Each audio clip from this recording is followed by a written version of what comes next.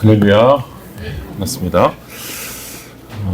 오늘부터 예고해드린 대로 계시록 관련해서 제가 논문을 썼는데요. 그 논문이 통과돼서요.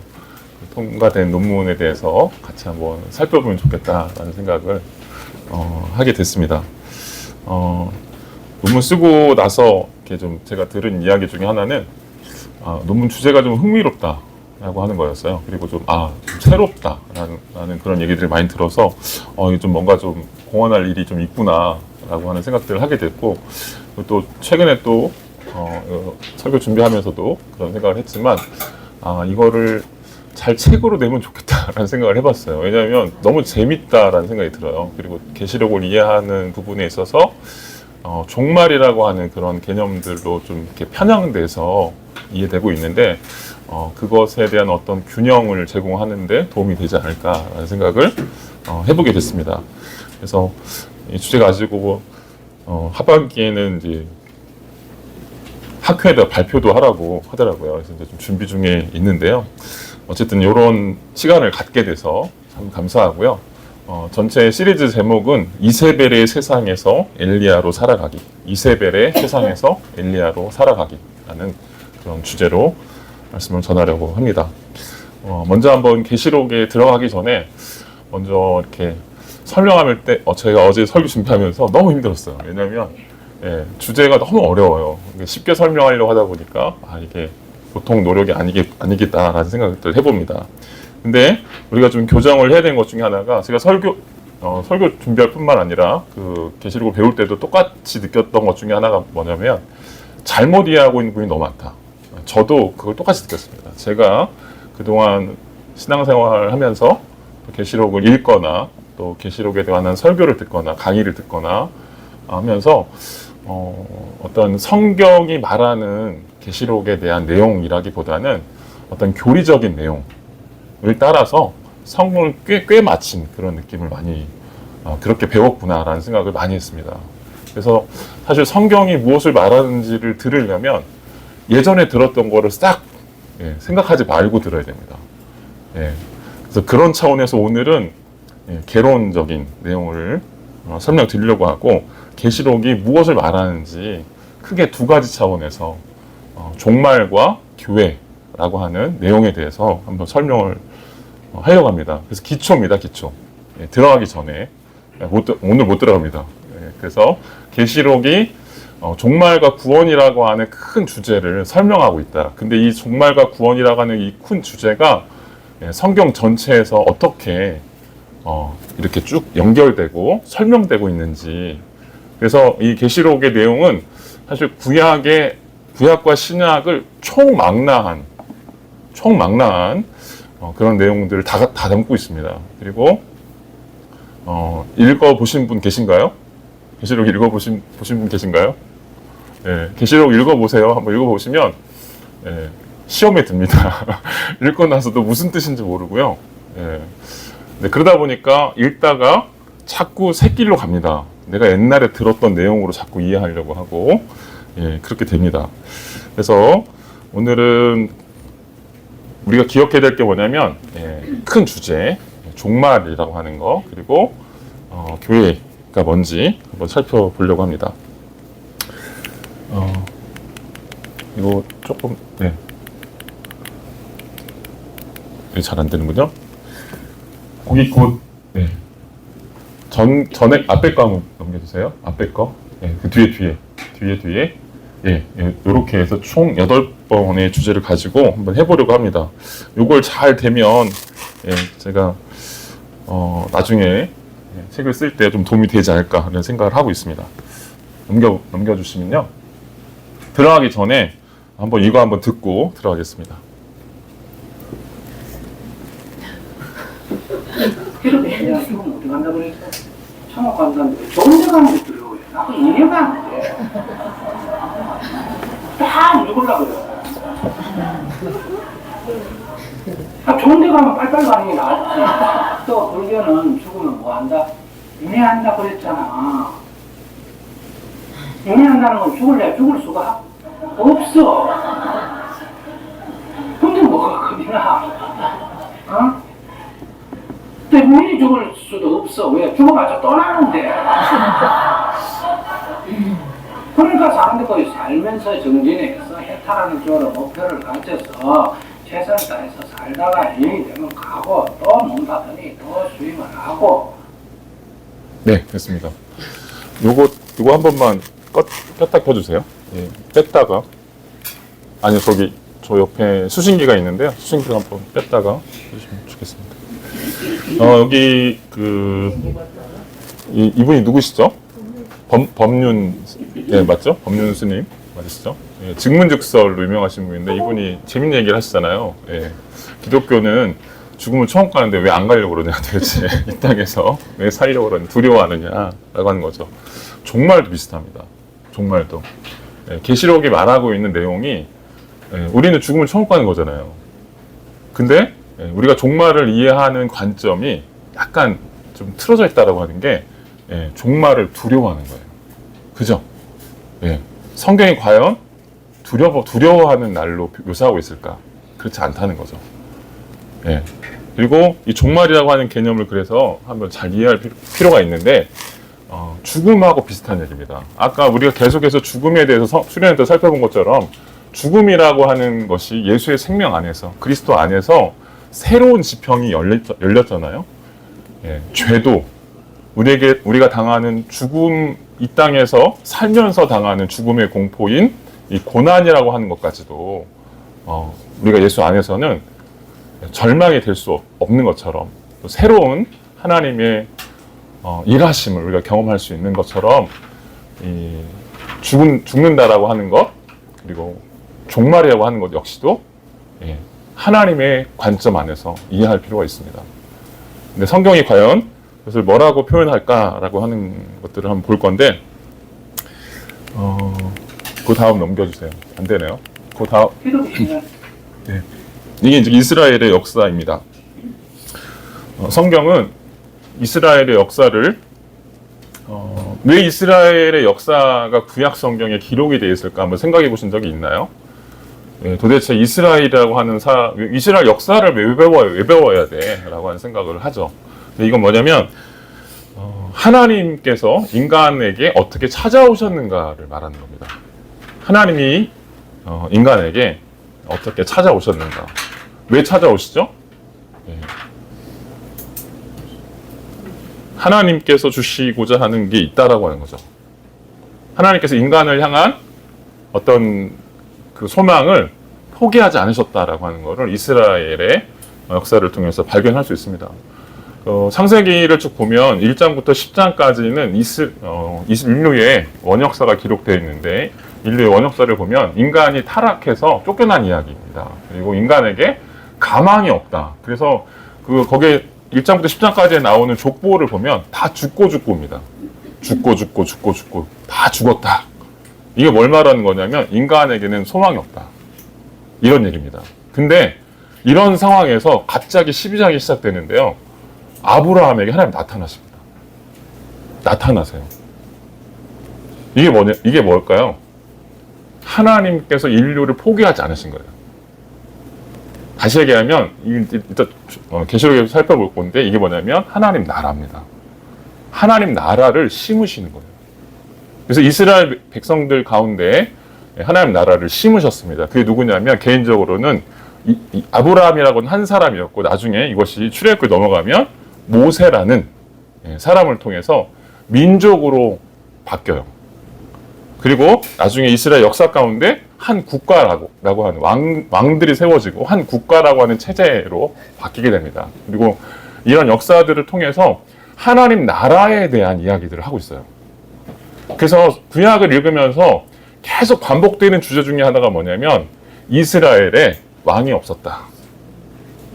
이게 무슨 얘기냐면 하나님이 왕 되시는 나라를 하나님께서 이 땅에 심으시겠다라고 하는 거예요. 근데 인간들이 이스라엘 백성들이 하나님을 여전히 왕으로 모시지 않는다. 이런 얘기를 하는 겁니다. 사사기에도 이스라엘 백성들이 하나님을 왕으로 모시지 않아요. 이스라엘 역사 가운데도 왕들이 이스라엘 역사에 열왕기서가 있잖아요. 근데 우리가 살펴볼 엘리야 이야기가 열왕기서에 들어 있습니다. 근데 열왕기에 보면 왕들의 역사예요. 근데 열왕기가 시작하는 부분을 보면요, 예, 왕들이 세워지는 것을 하나님 기뻐하지 않습니다. 주변 국가는 그 고대 근동에 있는 주변 국가들은 다 왕정 국가예요. 왕정 국가니까 왕이 세워지죠. 다 왕이 있어요. 왜 왕이 있어야 될까요?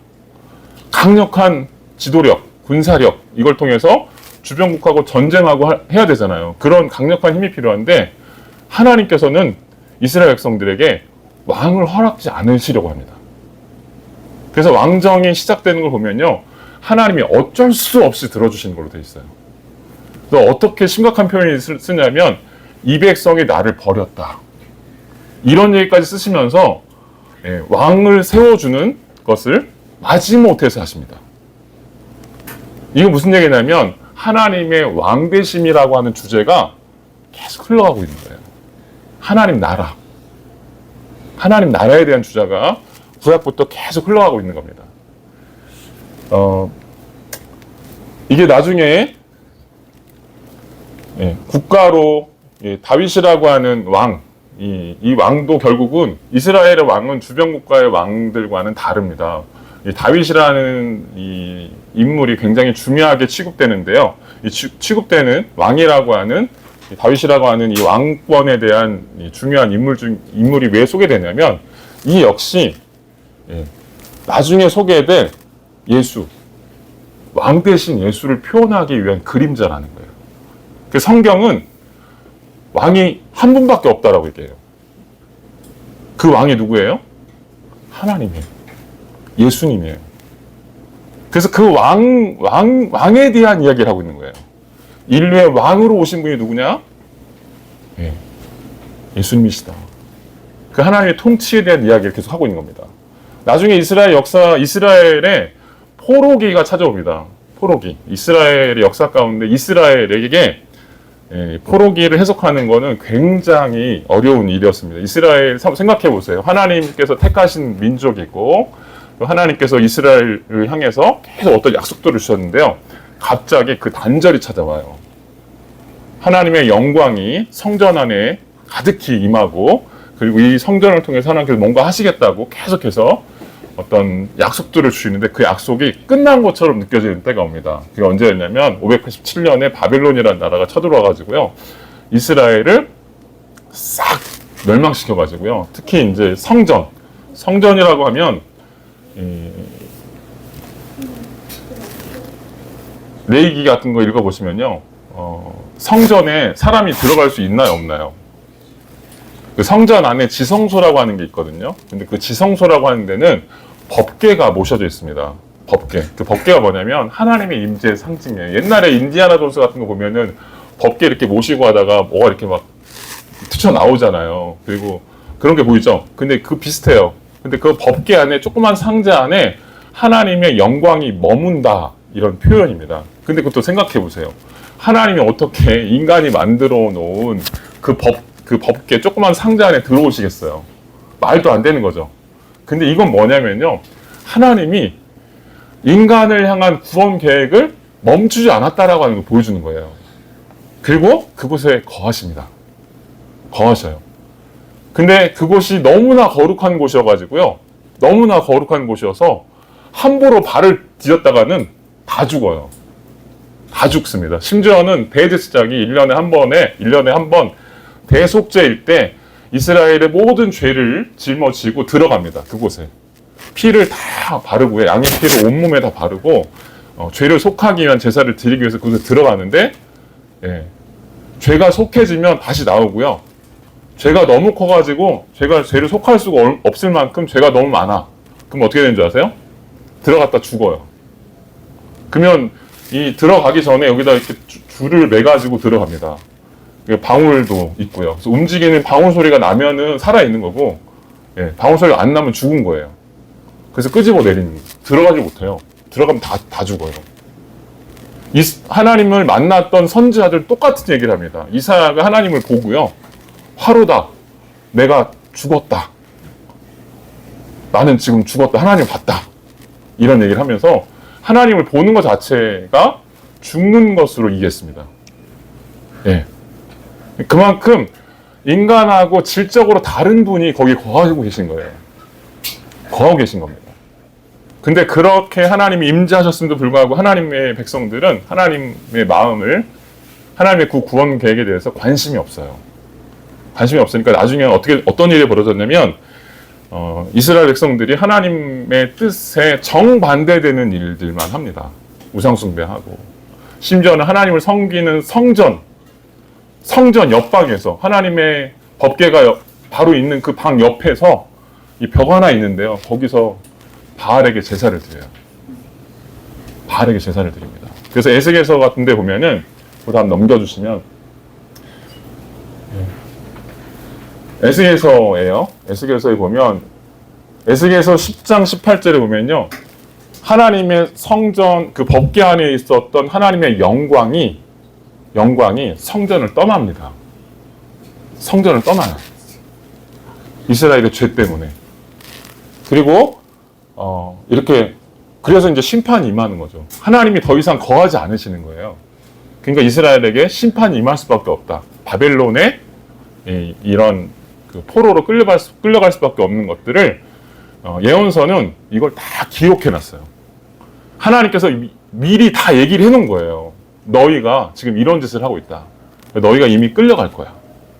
그 전에, 끌려가기 전에 이미 다 얘기를 해놓은 거예요. 예언자들을 통해서. 빨리 회개해라. 돌이키지 않으면 이런 일이 생길 거야. 근데도 회개 안 하죠. 근데 하나님의 이 놀라운 구원 계획이 뭐냐면, 이게 심판인 것처럼 보이잖아요. 이 포로가 심판처럼 보이죠. 그럼 끝장날 것처럼 보이죠. 근데 끝장이 아니에요. 하나님은 제가 얘기했지만 이 죄나 고난까지도요, 더 이상 죄와 사망으로 연결되지 않는 게 뭐냐면, 하나님의 자녀들 안에서는, 하나님의 자녀가 된 하나님의 백성의 삶 안에서는 하나님께서 그 백성을 포기하지 않으셔요. 그래서 그 절망까지도, 고난까지도 하나님이 사용하십니다. 어떻게 사용하시냐면, 에스겔서 43장에 이렇게 설명하고 있어요. 에스겔서 10장에는 하나님의 성전에 영이 떠나는데요, 43장에 보면, 뒷부분에 보면은 하나님의 영이 다시 돌아옵니다. 다시 돌아와요. 하나님의 영광이 동쪽 방향으로 향한 문을 통해서 성전으로 들어왔다. 다시 돌아오는 거예요. 예, 이건 언제 들어온 줄 아세요? 예, 이스라엘이 70년의 포로 생활을 끝내고 나서 다시 돌아옵니다. 이거를 포로로 끌려가기 전에 이미 다 보여줬어요. 다 보여주고 이게 기록이 된 겁니다. 그러니까 하나님의 구원 역사 가운데 종말도, 이런 죽음과 같은 공포를 경험하는 고난도, 종말도 두려운 날이 아니에요. 제가 오늘 얘기하려고 하는 거는, 종말은 두려운 날이 아니다라는 거예요. 그 다음, 예. 하나님 자녀에게 종말이라고 하는 거를 생각할 때 우리는 어떻게 생각하냐면, 보통 그 종말하면 뭐가 떠오르냐면, 누구죠? 이 예언자, 갑자기 이름이 기억이 안 나네요. 네, 노스트라다무스 같은 그 예언자들의 그 종말에 대한 이야기를 자꾸 생각해요. 노스트라다무스가 몇 년도에, 1990 몇 년도에 종말이 임한다고 이렇게 얘기를 했죠. 그 사람들이 얘기하는 그런 종말은 어떤 개념이냐면, 인류가 그냥 끝나는 겁니다. 끝나는 거예요. 진짜 죽음이죠. 역사의 죽음이죠. 그리고 더 이상 소망이 없는 것처럼 이야기를 하고 있어요. 근데 성경이 말하고 있는 거는 그렇지 않습니다. 성경이 말하는 종말은 흔들리지 않는 나라를 우리가 상속받는 거예요. 흔들리지 않는 나라를 상속받는 거예요. 그래서 조금 다르다. 그러면 왜 우리가 이런 다른 생각을 하게 됐는가를 생각해 보셔야 됩니다. 이 종말이라고 하는 말이 에스카토스, 헬라어의 에스카토스라는 말에서 나온 건데요. 이게 최후라는 뜻이에요. 최후. 근데 이 에스카토스라고 하는 말은 사실은 성경에서 나온 말이에요. 에스카톨로지. 성경의 역사를 말하는. 제가 아까 보여드렸던 그런 그 일직선적인 역사관이 있어요.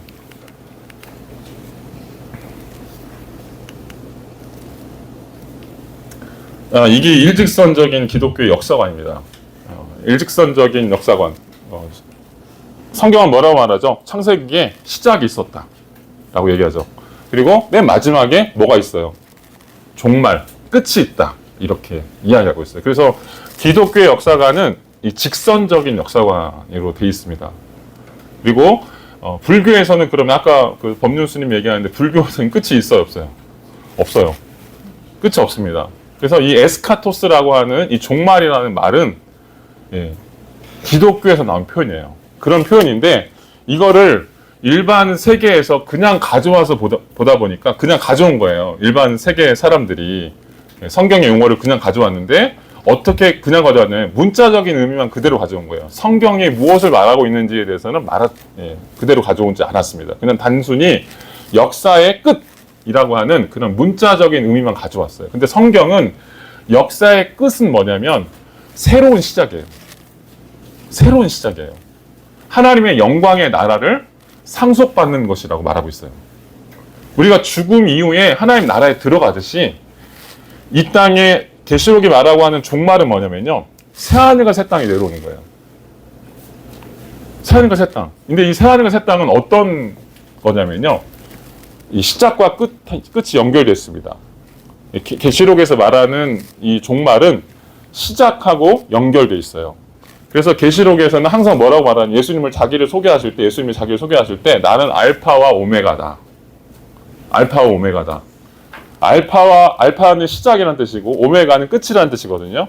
그러면서 자기 자신을 알파와 오메가라고 얘기하고 있는데 이건 무슨 얘기냐면 창세기의 창조 이야기하고 연결되는 거예요. 창조 이야기가 뭐냐면요. 하나님께서 인류를 향해서 하나님이 인간을 창조하신 원래적인 목적이 뭘까요? 원래적인 목적이 뭘까요? 하나님의 생명을 누리는 관계예요. 하나님의 생명을 나눠 갖는, 같이 사귐의 관계 속에서 그 생명을 무한하게 누리는 그런 관계가 바로 창세기에 설명하고 있는 에덴 동산입니다. 근데 그 에덴 동산이 타락으로 단절됐어요. 단절되었고 이것이 이 아까 설명한 구약에 있었던 아브라함, 모세, 다윗 같은 모형들의 이야기가 구약에 설명되어 있습니다. 그리고 이 모형들의 이야기가 드디어 이 모형은 누구를 가리키냐면 앞으로 등장하게 될 하나님 나라를 가져오실 예수님을 가리키고 있는 거예요. 그래서 인류의 역사 가운데 예수님께서 등장하십니다. 인류의 역사 가운데 예수님이 2000년 전에 오셨죠. 그 예수님이 뭘 가져오셨어요? 뭘 가져오셨어요? 하나님 나라를 가져오셨어요. 하나님 나라를 가져오셨습니다. 지금 우리가 믿는 예수 신앙은요, 구약 시대의 그 아브라함과 모세, 다윗 같은 그런 위대한 위인들도 경험해 보지 못한 그런 하나님의 생명을 우리가 누리고 있는 거예요. 예수 안에서요. 그리고 이 예수님께서 드디어 초림하셨고 예수님을 통해서 하나님 나라가 임한 겁니다. 그래서 예수님의 첫 번째 일성이 뭐였는 줄 아세요? 회개하라. 천국이 가까웠다. 하나님 나라가 왔다는 거예요. 누굴 통해서요? 예수님을 통해서 하나님 나라가 가까이 왔다. 이렇게 얘기하고 있는 겁니다. 그래서 실제로 예수님의 사역을 보면 하나님 나라가 가까이 왔다라고 하는 것들을 그대로 보여주십니다. 그대로 보여주시는데 이 그대로 보여주시는 걸 어떻게 설명하냐면 구약에 보면 이 종말이라고 하는 개념이 구약에서 왔다라고 하는 것들을 예수님의 그 사역을 통해서 이해할 수 있습니다. 그 종말이라고 하는 개념 자체가 원래 이 계시록에 있었던 개념이 아니고요. 구약에 있었던 개념이에요. 구약. 예. 이걸 아셔야 됩니다. 구약에 뭐라고 말하냐면 한번 보세요. 한번 읽어보겠습니다. 16절, 17절 시작. 다만 이 일은 예언자 요엘을 통해서 말씀하신 것입니다. 하나님께서 말씀하셨습니다. 마지막 날에 내가 내 영을 모든 육체에 부어주겠다. 그래서 너희 아들들과 너희 딸들과 예언해라고 너희 젊은이들은 환상을 보고 너희 나이 든 사람들은 꿈을 꿀 것이다. 그날에 내가 내 남종들과 여종들에게도 내 영을 부어주겠다. 그들이 예언할 것이다. 말라기 4장도 한번 읽어볼까요? 시작. 보라, 그 크고 두려운 여호와의 날이 오기 전에 내가 너희에게 예언자 엘리야를 보낼 것이다. 그 부모의 마음을 자식에게 돌리고 자식의 마음을 부모에게 돌릴 것이다. 돌이키지 않으면 내가 그래서 저주로 이 땅을 칠 것이다. 이 두려운 날이 뭘까요? 마지막 날. 이게 다 종말입니다. 다 종말이야. 구약에서 이미 다 종말을 예언하고 있어요. 근데 왜 종말을 바라보게 될까요? 이스라엘 역사 가운데는 지금 계속 실패한 역사가 계속돼요. 하나님 나라를 이루지 못합니다.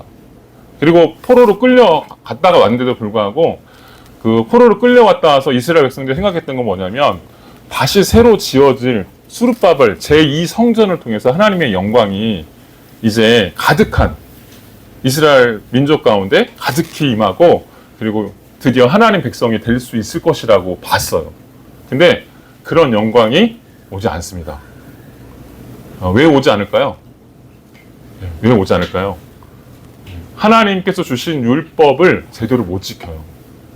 이건 이스라엘의 실패는 저는 이렇게 봅니다. 이스라엘의 실패는 인간이 하나님이 주신 거룩한 율법을 담아낼 수 없는 죄 때문에 그것을 행할 수 없어요. 하나님의 거룩한 율법이 있음에도 불구하고 그것을 행할 수가 없기 때문에 하나님의 백성이 될 수 없음을 보여주고 있는 겁니다.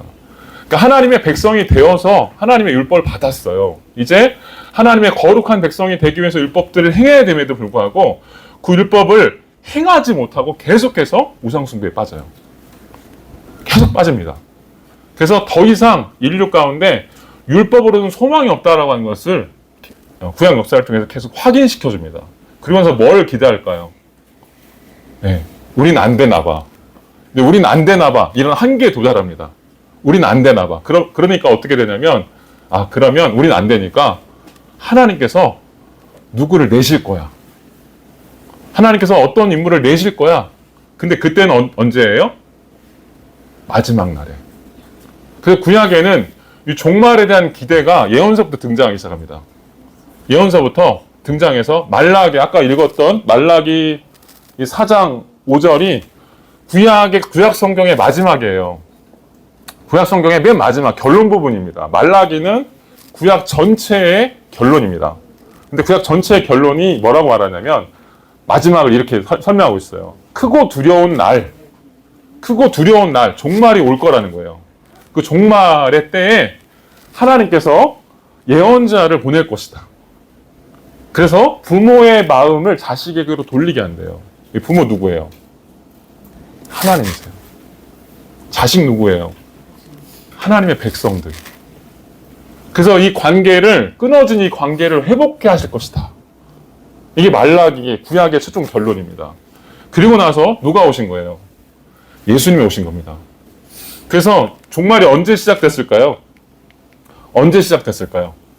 그럼 생각해 보세요. 종말이 언제 시작됐어요? 네, 예수님이 오실 때 시작됐습니다.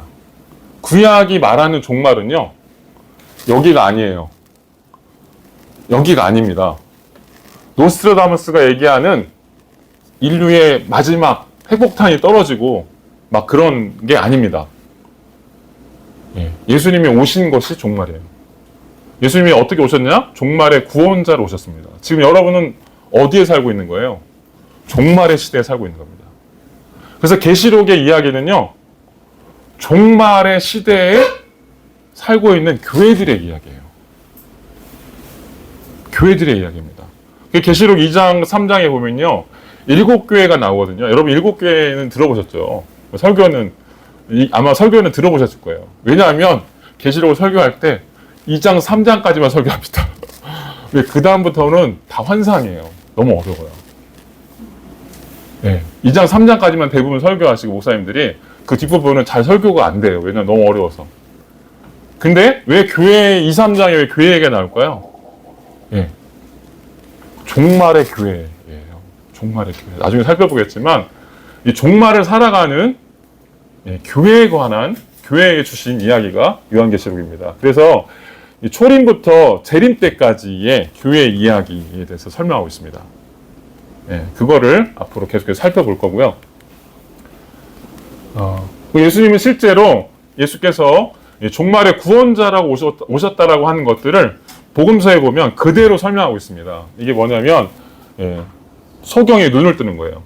마지막 날에 구원자가 나타날 것이다 라고 하는 그런 예언 중에, 예언서에 보면 그때는, 그 날에는 소경의 눈을 뜰 거야. 근데 예수님이 소경을 고치죠. 눈을 뜨게 하죠. 그리고 죽은 자가 살아날 거야. 나사로를 무덤에서 끌어올리죠.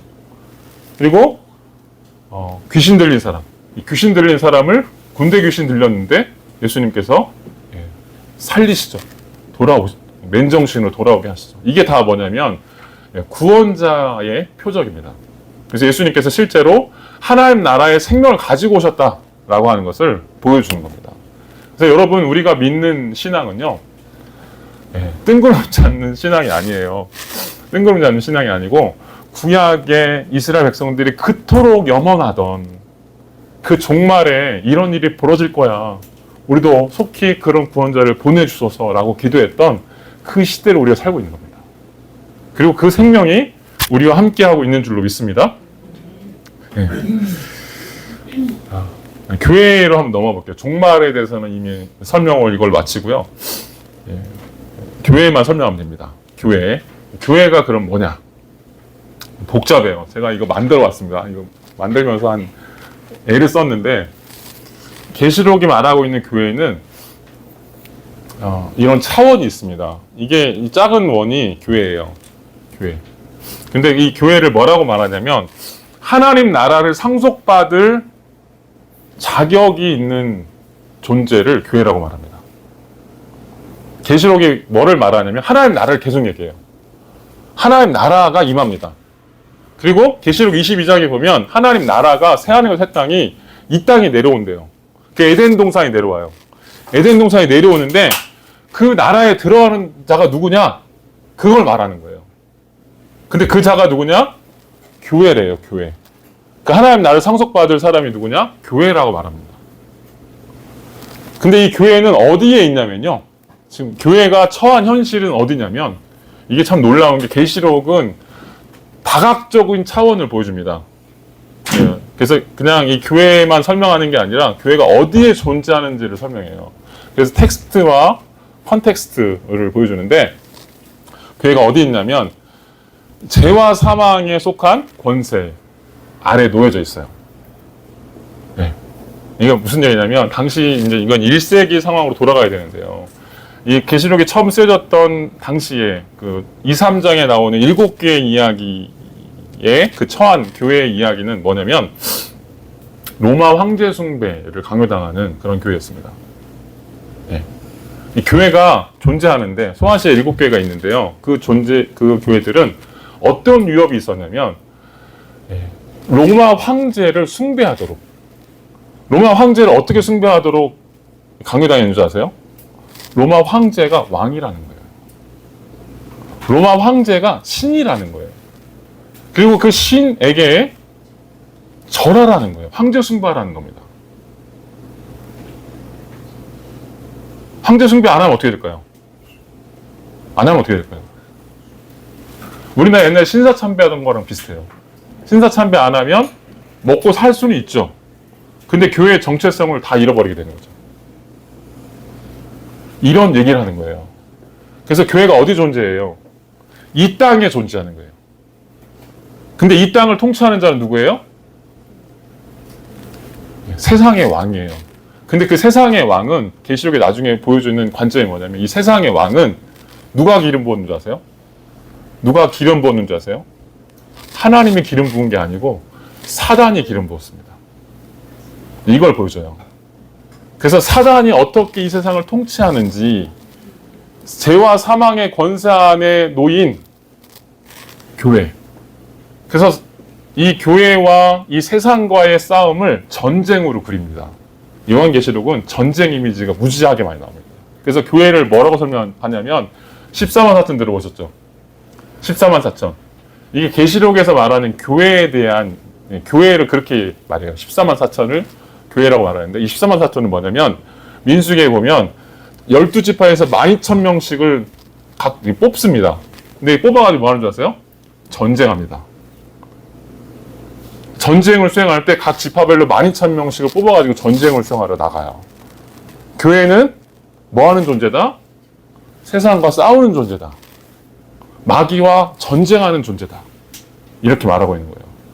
그래서 마귀를 알아야 돼, 몰라야 돼요? 알아야 되겠죠. 그걸 어떻게 설명할까요? 이 세상의 그림으로 설명해 줄 수 있을까요? 설명이 불가능하죠. 그래서 4장 이후부터는 다 환상이 뭐냐면 환상으로 보여주는 거예요. 하늘의 비밀을 이 땅의 언어로는 설명 못하니까 환상으로 설명하는데 그 환상은 다 구약에 나온 용어들입니다. 그냥 이게 계시록이 왜 해석하기 어렵냐면 이 이단들이 왜 이걸 좋아하냐면 자기 마음대로 풀 수가 있어요. 자기 마음대로 자의적으로 해석할 수 있어요. 근데 그렇게 자의적으로 해석하는 게 아니라 구약의 용어들을 그대로 가지고 설명하고 있기 때문에 구약의 백그라운드를 읽으면 이게 무슨 뜻인지 이해하게 됩니다. 나중에 이제 살펴보겠지만 이 교회는 죄와 사망의 번세, 두 짐승이라고 하는데요. 두 짐승이 통치하는 세계 속에 놓여져 있어요. 그러면서 끊임없이 유혹받아요. 어떤 걸 유혹받을까요? 우상숭배하라고요. 우상숭배의 위협에 빠져있는 교회가 이 땅에 존재하는 초림부터 재림 때까지 존재하는 이 교회의 현실 세계의 모습이에요. 여러분들은 지금 가장 큰 위협이 뭘까요? 사단이 여러분을 어떻게 할까요? 예수 믿지 못하게 하는 방법이 뭐예요? 우상숭배하라는 거예요.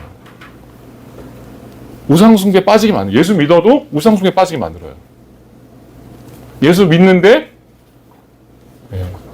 내 삶의 주권을 하나님께 다 드리는 게 아니고요. 이 부분에서는 드려요. 주일날 와서 예배 드리는 건 드려요. 근데 조금 더 나아가지 못해요. 우리가 세례 교육 받을 때 보지만 우리 마음의 문을 예수님께 열었어요. 열었는데 이 부분은 오픈하고 이 부분은 다 가둬놨어요. 이게 뭐예요? 우상숭배라는 거예요. 내 삶의 주권이 누구에게 있는 거예요? 나에게 있는 거예요. 예수님을 마음으로 모시지 않는 이런 상태를 보여주고 있는 겁니다. 이렇게 세상이 이렇게 마귀 권세가 교회를 이렇게 짓밟고 있는 것처럼 보이잖아요. 이스라엘 백성들, 그러니까 그 초대교회 1세기의 이 교회들은 실제로 황제 숭배를 안 하면 먹고 살 게 없었습니다. 먹고 살 게 없어서 다 굶어 죽어야 했어요. 아니면은 교수형에 처하거나 이런 일들이 질비하게 일어났습니다. 근데 이런 상황에 교회가 그러면 어떻게 해야 될까요? 죽는 게 쉬울까요? 쉽지 않죠. 그래서 요한이 새로운 환상을 보여줍니다. 이게 뭐냐면 이 큰 그림이에요. 큰 그림. 이 큰 그림 뭐냐면 하나님의 통치예요. 이 땅을 세상의 군주가 마치 자기 것인 것처럼 이렇게 윽박지르고 내 말을 안 들으며 너희가 다 죽을 거야 이렇게 얘기하지만 요한계시록의 4장과 5장이 설명하는 게 뭐냐면 하나님이 하늘의 보좌에 앉아 계시고요. 그 하늘에 앉아 계신 그 하나님과 어린 양이 온 땅을 통치하시는 걸 보여줘요. 그리고 계시록에 나와 있는 모든 그 22장까지 내용이 뭐냐면 하나님께서 이스라엘 백성들을 교회를 어떻게 보호하시는지를 보여줍니다. 하나님의 신실한 백성들을 어떻게 보호하시는지. 심지어는요, 그들이 짐승의 칼에 찔려서 죽어요. 죽습니다. 여러분, 죽음이 우리에게 절망이에요, 소망이에요? 우리는 아직도 내가 나한테 손해라고 믿기 때문에 절대 죽지 못해요. 절대 죽지 못합니다. 저도 마찬가지인 것 같아요. 근데요, 11장에 보면 두 증인에 대한 이야기가 나오는데 이렇게 교회가 순전하게 예수님을 따르면서 복음을 증거하다가 죽어요. 실제로 죽는 사람이 있었습니다. 근데 그런 죽는 사람들을 향해서 이 하나님께서 어떻게 보호하시냐면 그들을 다시 예수의 부활로 참여시킵니다. 그래서 두 증인이 죽은 데서 끝나는 게 아니고요. 다시 살아나요. 다시 살아나서 하늘로 승천합니다. 승천해요. 이걸 보여줘요. 그래서 교회가 얼마나 영광스러운 존재인지를 보여줍니다.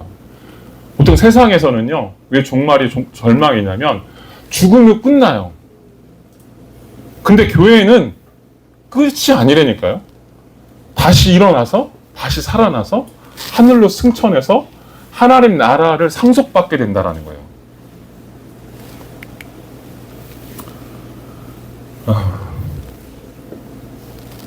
계시록의 교회 두 가지로 나눠봤습니다. 여기 보면 계시록 하나님 나라를 상속받게 된다. 계시록 21장과 22장에 보면 드디어 우리가 그토록 염원하던 그 창세기에 나와 있던 에덴 동산이 진짜 내려옵니다. 이걸 계시록에 보여줘요. 이게 종말이래요. 이게 종말이래요. 그러면서 21장, 22장이 맨 마지막이거든요. 신약 성경의 맨 마지막 장에서 그 새하늘과 새 땅에 대한 이야기를 합니다. 그 새하늘과 새 땅에 대해서 얘기하는데 이렇게 얘기합니다. 내가 새하늘과 새 땅을 보았습니다. 처음 하늘과 처음 땅이 다 사라졌습니다. 바다도 사라졌습니다. 바다는 이 짐승이 통치하는 곳이에요. 다 사라졌어요. 거룩한 도성, 새 예루살렘 같은 거예요. 새 하늘과 새 땅, 거룩한 도성 다 같은 겁니다. 새 예루살렘이 하늘에서 내려온대요. 이 에덴이 내려오는 거, 새 하늘, 그러니까 새 예루살렘이 내려오는 거 이렇게 여러 가지 이미지로 천국을 하나님의 영광을 보여줍니다. 그래서 21장 뒷부분에 보면 여기 새 예루살렘이 내려오죠.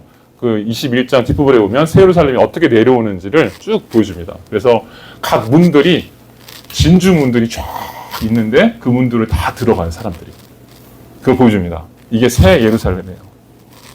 근데 그 새 예루살렘은 뭐냐면 하나님의 장막이래요. 이건 또 하나님의 장막이 뭐예요? 아까 제가 설명드렸던 법궤, 성막.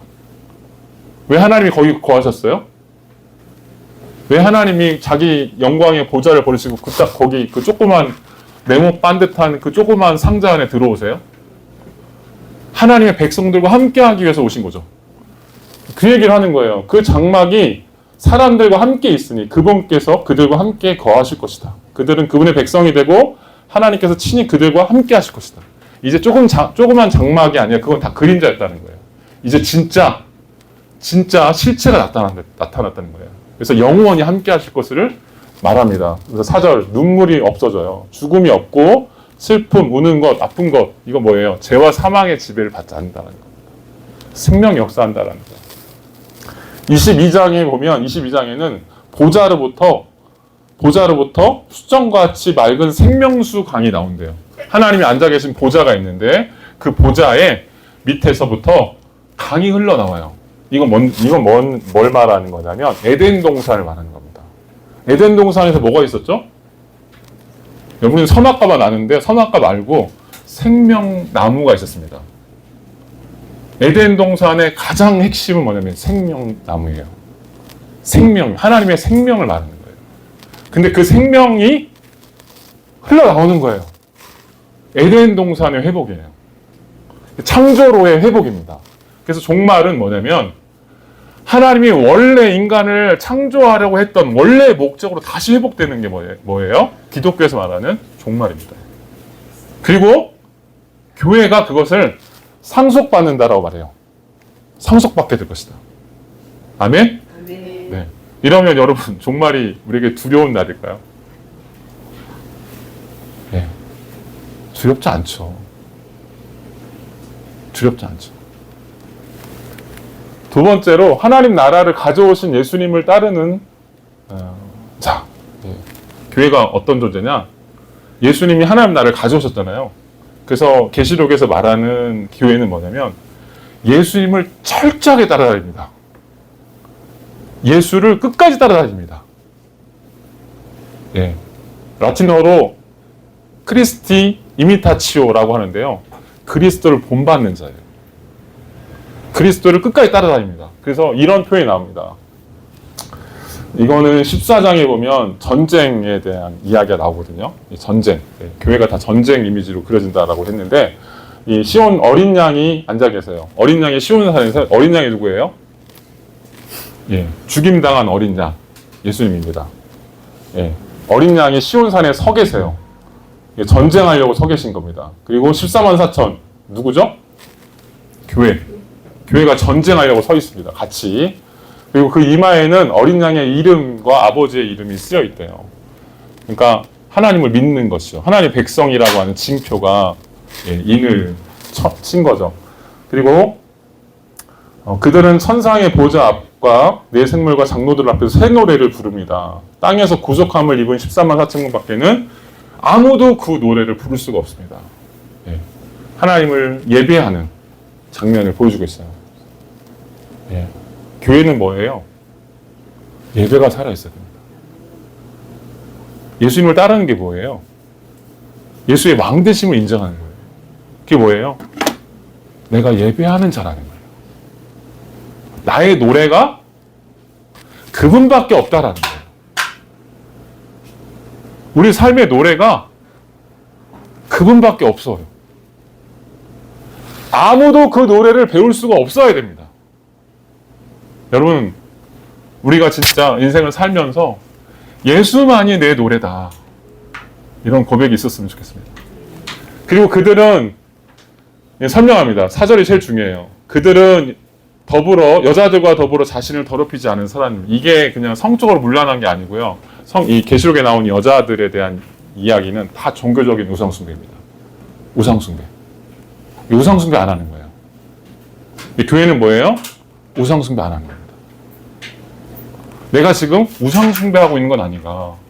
내가 하나님을 섬긴다고 하면서도 여전히 나를 숭배하고 내 목적을 위해서 하나님을 사용하려고 하는 건 아닌가. 하나님을 예배하는 게 아니고요. 하나님을 이용해요. 이게 우상숭배입니다. 그리고 어린 양이 가는 곳이면 어디든지 따라가는 자. 저는 이 부분이 가장 교회를 잘 설명한 것이라고 봐요. 어린 양이 어디로 가든지 따라가는 자. 근데 예수님을 계시록이 뭐라고 설명하냐면, 어린 양을 뭐라고 설명하냐면 죽임당한 어린 양이래요. 이건 뭘 말해요? 자기 목숨 다 내놓고 주님을 따를 각오가 돼 있냐는 거예요. 1세기의 교회에게는 이 질문이 매우 중요했습니다. 네, 실제로 죽음의 위협이 있었어요. 죽음의 위협이 도사리고 있었습니다.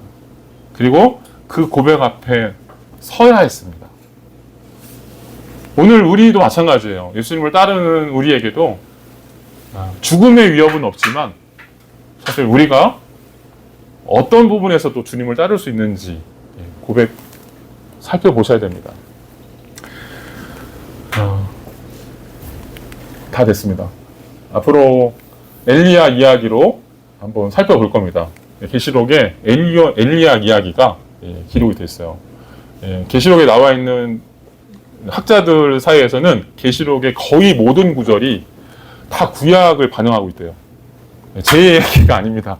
제 얘기가 아니고 계시록을 연구하는 학자들의 대부분의 공통적인 이야기가 뭐냐면 계시록 한 절 한 절이 다 구약이라는 거예요. 그래서 구약하고 연결해서 읽어야만 그 뜻을 이해할 수 있다는 거예요. 제가 이해한 부분은 뭐냐면 그 중에 일부분이 엘리야가 나온다. 그리고 엘리야로 읽으면 계시록이 담고 있는 교회가 어떤 삶을 살아야 되는지에 대한 그 어떤 정체성을 발견하는데 스토리가 그려집니다. 엘리야 이야기는 다 스토리거든요. 그래서 스토리로 이해하면 조금 더 계시록의 교회를 이해할 때 도움이 됩니다. 다음 주부터 이런 주제를 가지고 살펴보도록 하겠습니다. 기도하고 마치겠습니다. 주님 감사합니다.